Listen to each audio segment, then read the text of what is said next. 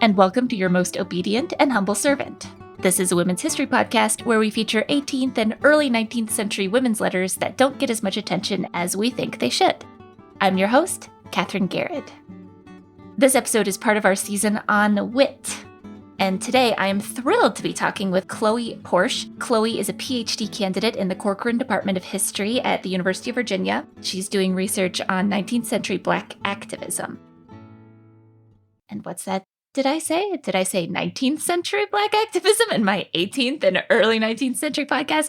Yes, I did. As I've said in the past, it's my podcast. I'm going to do what I want. But honestly, I think you are going to love what Chole has to say, and I think that you'll be very interested in the subject. So first of all, hello, Chole. Hello. It's so lovely to be here. I'm very excited.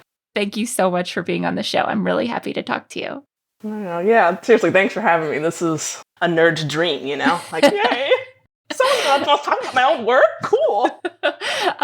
Speaking of nerdy, I met Chole at a PowerPoint party. Well, no, I met you earlier, but yeah. We connected at a PowerPoint party where we each had to give a talk on a subject, and Chole gave a fascinating talk on her thesis, and I gave an extremely bizarre talk about a nerdy fandom that I'm in, and so it's a miracle that she agreed to come on the show.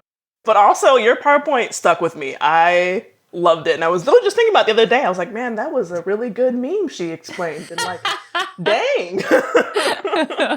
Well, thank you so much. All right. So to actually get into the subject matter of the episode. So first of all, normally we do 18th century letters. And this is actually going to be a speech from 1893. Yes. It is a fabulous speech. And to sort of set up what we're going to be talking about, can you tell me a little bit about your dissertation called Slavery's Ghost and the Spirit of Resistance? Black Women Look Back on Emancipation in the Age of Jim Crow, 1865 to 1925. So tell me about it. My dissertation very broadly looks at how Black women in the 1890s or around the turn of the 20th century, how they used their memory of emancipation and Reconstruction to advocate for both women's rights and Black rights at the turn of the 20th century.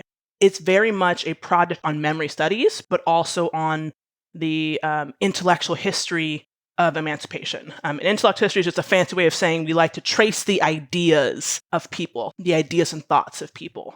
I love the work. It's really exciting. I get to look at a lot of really cool women that I did not know about. And it took me writing a dissertation in order to find them. And I was like, wait a minute, these women are incredible. Why don't more people know about them? So that's also another reason why I'm very excited to be on this podcast, because this is the type of podcast that gives space for really cool women. So this particular speech is by a woman named Frances E.W. Harper. Introduce her to us. She's from Baltimore, Maryland. She is, quite frankly, so hard for me to sum up because of her sheer badassery. But I will do my best to try to keep it short and interesting. She was born in 1825 in Baltimore, Maryland, which at the time was a slave state. However, she was born to a free family. The names of her parents are actually unknown. We don't know who her parents were because they died when she was 3 years old. And then her aunt and uncle, William Watkins Jr. and Henrietta Russell Watkins, kind of adopted her and raised her as their own alongside their son, named after his father. What I think is really neat about how she was raised and her family is that the Watkins family is considered a legacy activist family. William Watkins Jr., who I'm going to refer to as Watkins Jr., was a really, really, really prominent activist in the antebellum era. Watkins Jr. and his wife, Henrietta Russell Watkins, were a part of the elite Black middle class burgeoning in Baltimore, Maryland. Baltimore, Maryland, at this time, the antebellum era, had the largest free Black population, and all throughout major cities like Baltimore, Philadelphia, and New York, very small but still growing class of free Black elites, and they were primarily focused on activism. So they were involved in the abolitionist movement and the anti-slavery movement. Watkins Jr. actually started an academy for young Black folks to be educated. It was called the Watkins Academy for Negro Youth. And this is actually where Frances Harper was educated. What's really unique about Watkins Jr. is that he received a classical education, and he was really, really, really passionate about ending slavery, and gaining rights for more African Americans in a moment when Black folks didn't really have citizenship. All of that to say that this had a serious impact on shaping and forming the ideas of Frances Ellen Watkins Harper. It's interesting to talk about the fact that there is, in early 1800s, a free Black elite in some place like Baltimore. Yeah. You mentioned how your dissertation is in a large part about memory. The whole lost cause myth that is so drilled into everyone's heads kind of erases what was a very real history of free Black societies, and even, as you say, free Black elite communities in even enslaved states. The difference between history and memory, in some ways, when memory is being warped by certain historical narratives, but then when you actually look at the actual documents and the actual histories, there were free people there. There were elite groups. It's super cool that this is an example of somebody who came out of that particular background. Yeah. And also, thank you. You kind of reminded me of something that once I got used to, I kind of forget. But when I was first studying the antebellum era and like the revolutionary era at the beginning of my program, I didn't really realize, and it wasn't commonly taught, and this is very true, I think, across a lot of different type of curriculum, about that there was like a free Black population that existed between like 1800 and 1865 or 60. Yeah. We just aren't taught that at all, nor are we taught that there was what we call an elite Black community, and that it was kind of in some regards thriving in certain cities. There was also obviously a lot of violence and things that were kind of working against this community, but it's really neat to like learn that, and that there was these thriving intellectual centers of Black Americans. I do want to also say that when you hear scholars say elite Black communities, and they're referring to those communities during the antebellum era, us defining the Black community as elite is going to be different than what we might think of in terms of wealth. It doesn't have to do with wealth. It has more to do with access to education and access to certain spaces. It's really more about how well educated they were, their ability to be economically self-sufficient, and their access to elite whites who maybe are also involved in abolitionist circles or anti-slavery circles. Yeah, I think that's a great distinction to make. It's not imagining free Black person like owning a plantation looking like Thomas Jefferson. Like, that's not what we're talking about. Exactly. Gotcha. It's unfortunately not Bridgerton. Although I loved Bridgerton, not gonna lie. As a fun fantasy, yes. Exactly. But yeah, so my work throughout the 19th century really does focus on Black elites. We can also say Black middle class, and that's almost interchangeable when we say Black middle class and Black elites. So that might be a helpful determiner in equating the wealth with elite status. If you're Black middle class in the 18th century, that's a big deal. You do have money, not to the same level as like Thomas Jefferson, but you have enough money to be self-sufficient and you are well educated. I think there's also a misnomer about what does a Black intellect look like. And this speech will help you kind of see that, because you're like, dang, girl said what? Ooh!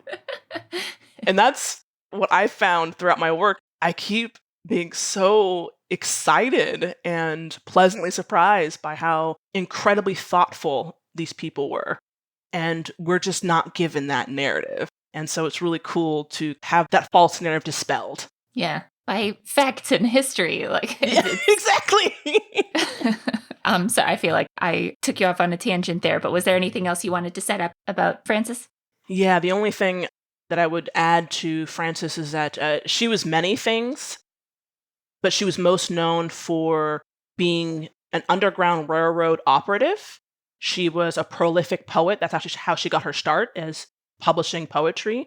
She was also a creative writer and an essayist and a lecturer. Now, what's really fascinating about her being a lecturer is that she made a living off of lecturing, which is kind of unheard of for women at the time. For women, and yeah. Especially for Black women. Wow. Yeah, she made a living off of that. And she's also considered like a radical political and social activist all throughout the 19th century. So she was born in 1825. She died in 1911. The other thing that I think many people might know her for is she published a novel in 1892, a year before the speech that we're going to read. And the novel is called Iola Leroy, and it's just a really great novel. She centers on the morality of a person and the importance of a person's morality and that connection to Christianity in particular, which is a theme you see throughout most of her work. Prowess as a speaker, a public speaker, I think is also something that I really want to emphasize because, again, she made a living off of being a lecturer, and that's incredible as a woman, especially as a Black woman. That's a good introduction. Just to sort of zone in on exactly what's happening at the time that she gave this address. So at this point, you said she's published a book that was fairly well received the year before this. So she's sort of known as a public figure and probably as a poet at this point. She, at this point, had a huge reputation. People really wanted to hear her speak. She was one of the few women to speak at what we call an emancipation celebration or Freedom Day celebration, like Juneteenth. On August 1st, 1834, the British Empire abolished slavery in the West Indies, which was a big deal. West Indies, excuse me, which was a big deal. And African Americans used that day to commemorate another marking of freedom. Every year on August 1st, they had these big Emancipation Day celebrations. And in 1865, she spoke at one. And very, very, very few women, Black women, spoke at these celebrations. So she was one who was actually allowed to speak. She was very well known at this point. What's going on politically at this time? The major things to know about this particular historical moment is that, so the speech was made in 1893. Reconstruction ended in 1877. After Reconstruction ended, you have the Jim Crow era starting. Reconstruction was the legal, social, and political changes that occurred following the American Civil War. And these changes occurred in an attempt to reintegrate the South back into the Union. The main things to note about Reconstruction are the passages of 3 amendments. We call them the Reconstruction Amendments. That's the 13th, 14th, and 15th Amendment.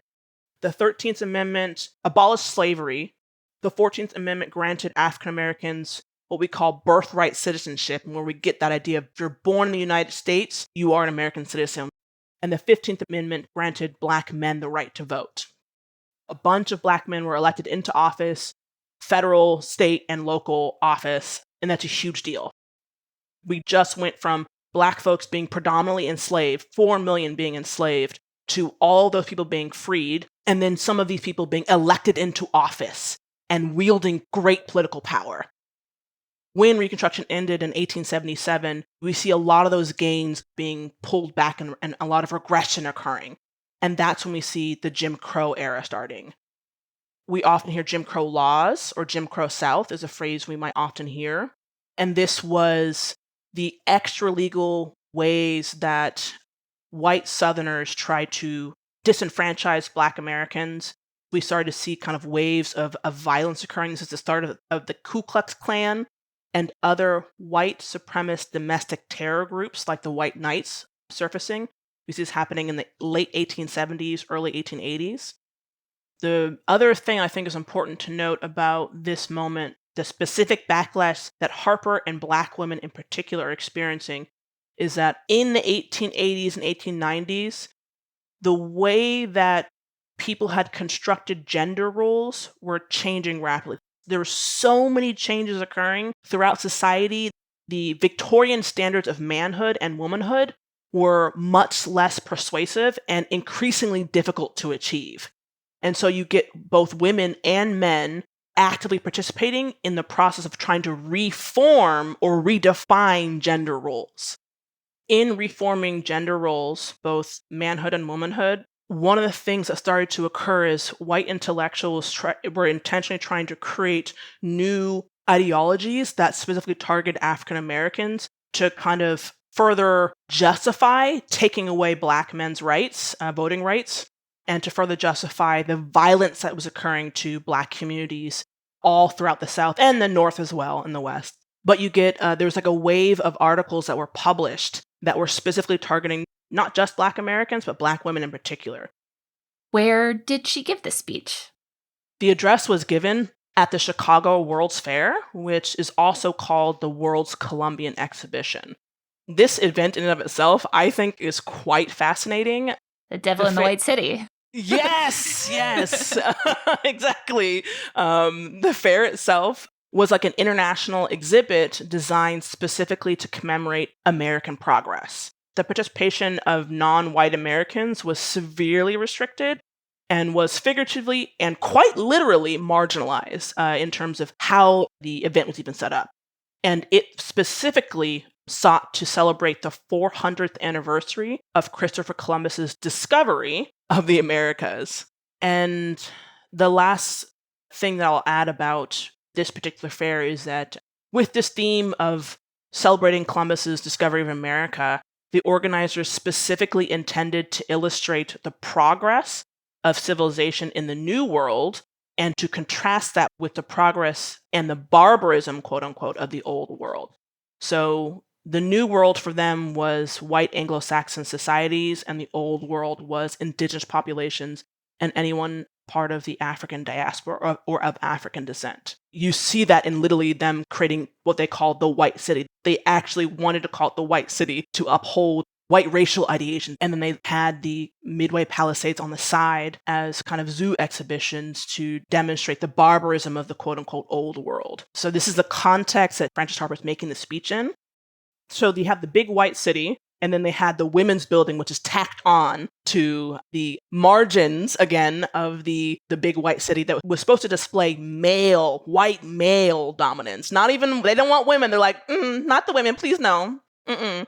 And so Frances Harper and 5 other Black women were invited to speak, sort of invited to speak. They kind of had to push their way in to speak in the women's building. There was like several days where women were speaking in the women's building, and they were collectively called the World's Congress of Representative Women. Women from all across the world were actually invited to come speak. It was a group of white women who were in charge of selecting which women were coming to speak. The 6 Black women they chose them because they viewed these women as quote unquote safe. They weren't going to say anything that was going to rile anyone's feathers. They were considered respectable, all these things. Just to reiterate, this was given on an international, interracial platform. This is a mixed audience she's saying this to. Mostly women, but also a mixed or diverse audience. So it's a big deal. And let's dive in. A speech given by Frances Ellen Watkins Harper in 1893, and it's titled Women's Political Future. If before sin had cast its deepest shadows, or sorrow had distilled its bitterest tears, it was true that it was good for man to be alone. It is no less true, since the shadows have deepened and life's sorrows have increased, that the world has need of all the spiritual aid woman can give for the social advancement and moral development of the human race. The tendency of the present age, even with its relentlessness, religious upheavals, failures, blunders, and crimes, is toward broader freedom, an increase of knowledge, the emancipation of thought, and a recognition of the brotherhood of man. In this movement, woman, as a companion of man, must be a sharer. So close is the bond between man and woman that you cannot raise one without lifting the other. The world cannot move without woman sharing in the movement, and to help give a right impetus to that movement is woman's highest privilege. Not the opportunity of discovering new worlds, but that of filling this old world with fairer and higher aims than the greed of gold and the lust of power is woman's opportunity. Through weary, wasting years, men have destroyed, dashed in pieces, and overthrown. But today, we stand on the threshold of a woman's era, and woman's work is grandly constructive. As the saffron tints and crimson flushes of the morn herald the coming day, so too does the social and political advancement which women has already gained bear the promise of the rising of the full-orbed sun of emancipation. The result will not be to make the home less happy, but society more holy. Yet I do not think the mere extension of the ballot a panacea for all the ills of our national life. What we need today is not simply more votes, but better votes. Today there are red-handed men in our republic who walk unwhipped of justice, who richly deserve to exchange the ballot of the free man for the wristlets of the felon. Brutal and cowardly men who torture, burn, and lynch their fellow men. Men whose defenselessness should be their best defense. and their weakness and a sign of protection. More than the changing of institutions, we need the development of a national conscience and the upbuilding of a national character. Men may boast of the aristocracy of blood, may glory in the aristocracy of wealth, but there is one aristocracy which must never outrank them, and that is the aristocracy of character. And it is the women of the country who help to mold its character and to influence, if not determine, its destiny. And in the political future of our nation, women will not have done what she could if she does not endeavor to have our republic stand foremost among the nations of the earth, wearing sobriety as a crown and righteousness as a garment and a girdle.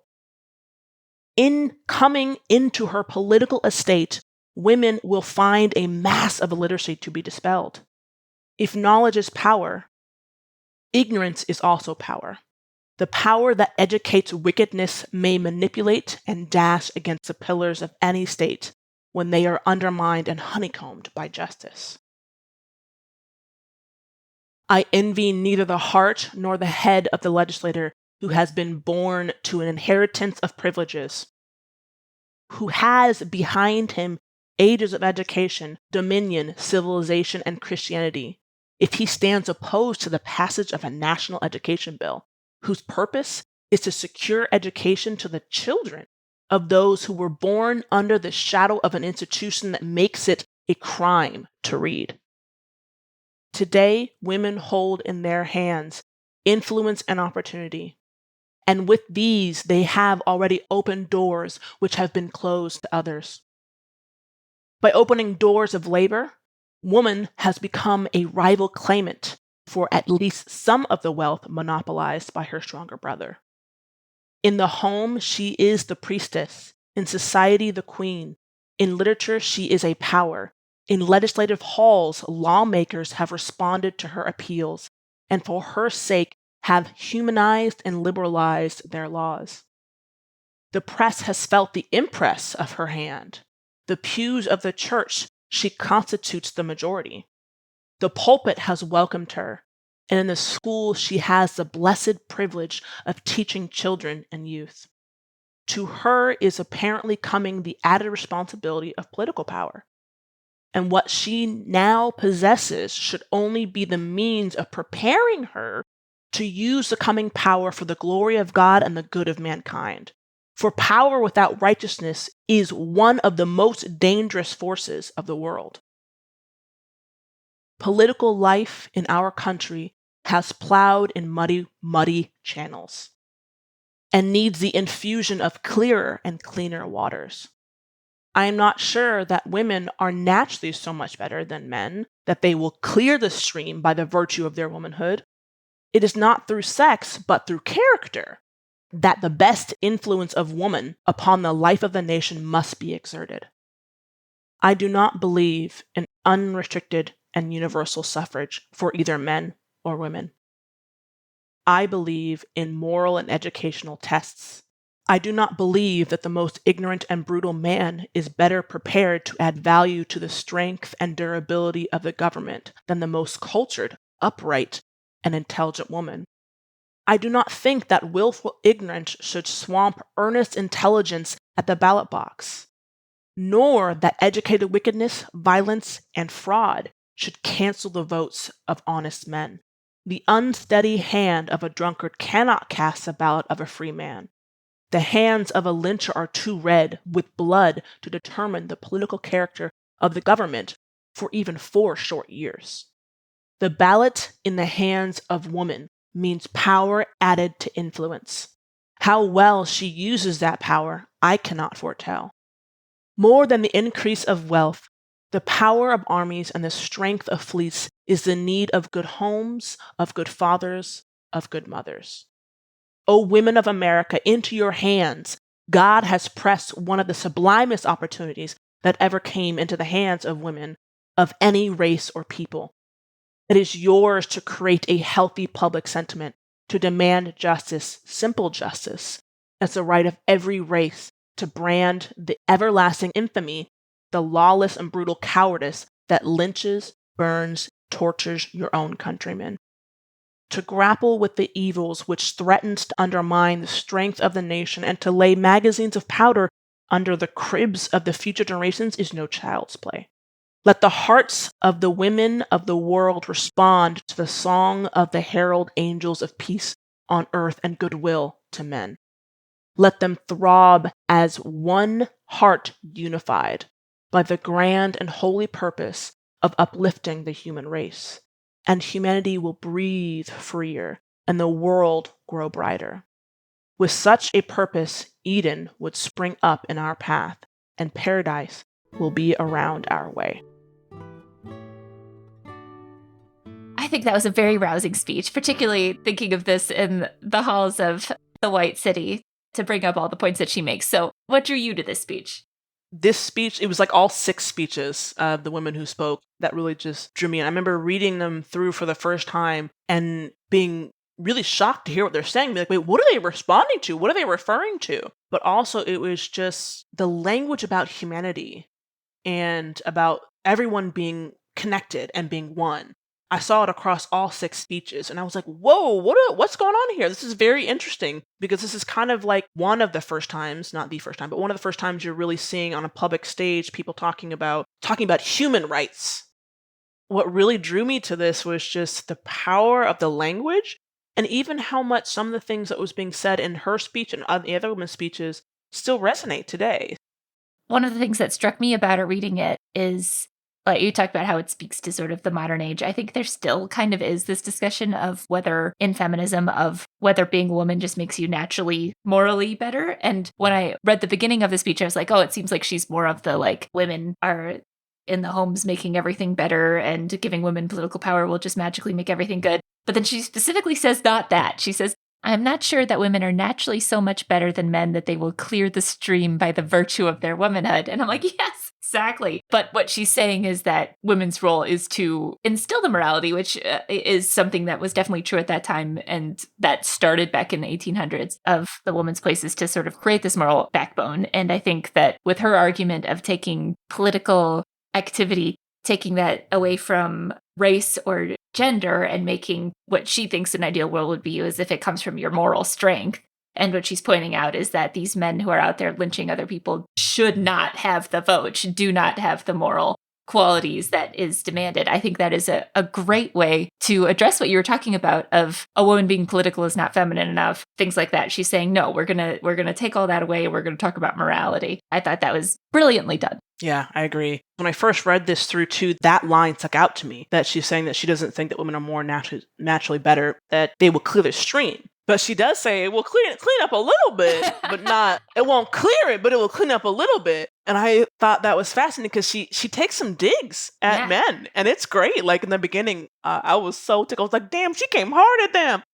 She said, not the opportunity of discovering new worlds, but that of filling old world was fairer in higher aims than the greed of gold and the lust of power. Women are going to be the ones who are trying to fill the old world with fairer and higher aims. We're not out here trying to colonize some spaces and line our pockets with gold. She's like, we're better than that. And I just was so tickled because she follows that with, through weary, wasting years, men have destroyed, dashed in pieces, and overthrown. And then she introduces this incredible thing that becomes a phrase. She says, but today we stand on the threshold of a woman's era, and women's work is grandly constructive. The part where she says, I envy neither the heart nor the head of any legislator who has been born to an inheritance of privileges, who has behind him ages of education, dominion, civilization, and Christianity, if he stands opposed to the passage of a national education bill. I think that's a point that white people don't get a lot. I mean, she's talking about privilege, but she's like, I don't care if you have this privilege. I don't want that. If you don't have the moral understanding or character, if you are so morally bankrupt that you would oppose the passage of an education bill, then I don't want to be you. That was just beautifully put. I feel like that is a sentiment that could easily again be made today. Yes. Black women at this moment are also contributing to this first wave of feminism. And many of the women that are in my work, like this woman named Anna Julia Cooper, are considered the mother of Black feminist thought. And Frances Harper is definitely part of that kind of cadre of women. They're making this insight on a public stage about the fact that Black men are just wanting to play the role of white men, and some white women are also doing the same thing. And because Black women are both women and they are also part of the Black race, that intersectionality, that crossing of those two intersections, forces them to recognize something that their male counterparts and their white counterparts don't always recognize, or would take more for them to recognize. Do you know Audre Lorde? She's on my wall. Wait. Sorry, yes. Phenomenal. So Audre Lorde has this great little quote called, "The master's tools will not dismantle the master's house." Frances Harper and all these other women at this moment are foreshadowing that little maxim of like, we don't want to be the master, and the tools that the master has given us don't allow us to dismantle the house. We're trying to say this is all really messed up, and we need to shift the conversation to morality, y'all. It's not race, it's not sex, it's not class. It's character, it's morality. We need to focus on morality a bit more. Once I dug more into the speeches, really drew me to what she was saying, and you see that across a lot of her work. That sort of ties into, I want to mention, where she says that she is not for universal suffrage, that she wants there to be moral and educational tests, which at a moment when these tests are being used 100% to disenfranchise Black voters in the South, that's an interesting statement. She's looking at how people have been voting, the people who are voting. She's looking at how Black men are being systematically disenfranchised just after they were just enfranchised. And she's seeing at this moment too, 1892, the year before, a woman named Ida B. Wells, who's another incredible, badass Black female activist that is just so cool, and I will kick out on forever. Oh, and I won't. But Ida B. Wells is known for starting the anti-lynching campaign and blew that onto a kind of a national and international stage. Like, what is lynching? Why is it starting now? Like, what's really behind it? Frances Harper is keyed into this conversation that's like happening on a really large stage for the first time about lynching, and seeing that it's white men are lynching Black men and Black women in these really horrific, violent ways. And these people allowed to vote? So she's like clocking that. She's seeing that. She's saying, this is not right. So for her, if you are morally corrupt, you should not have this incredible power, this political power. That should be taken from you. Yeah, that makes a lot of sense.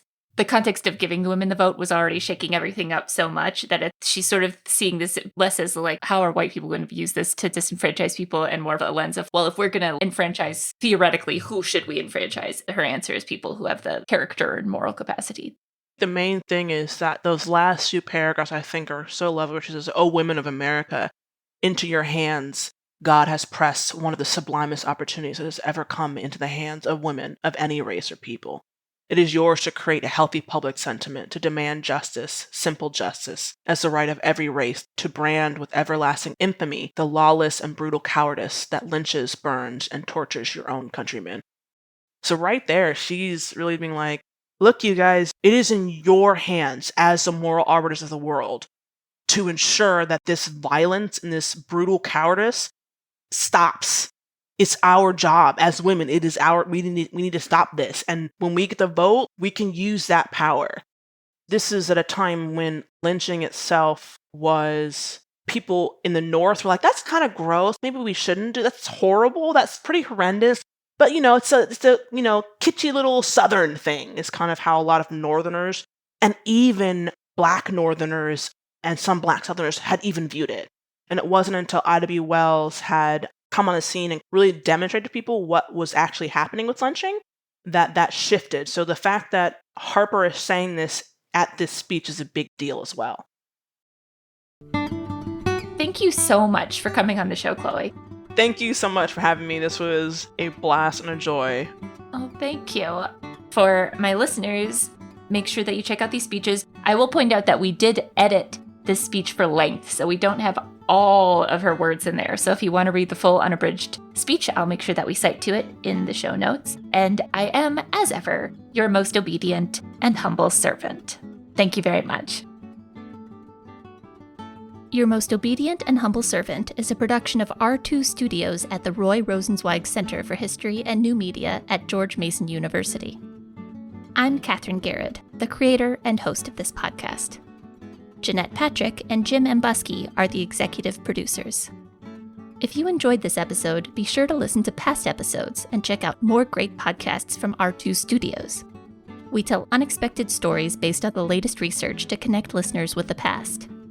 So head to r2studios.org to start listening.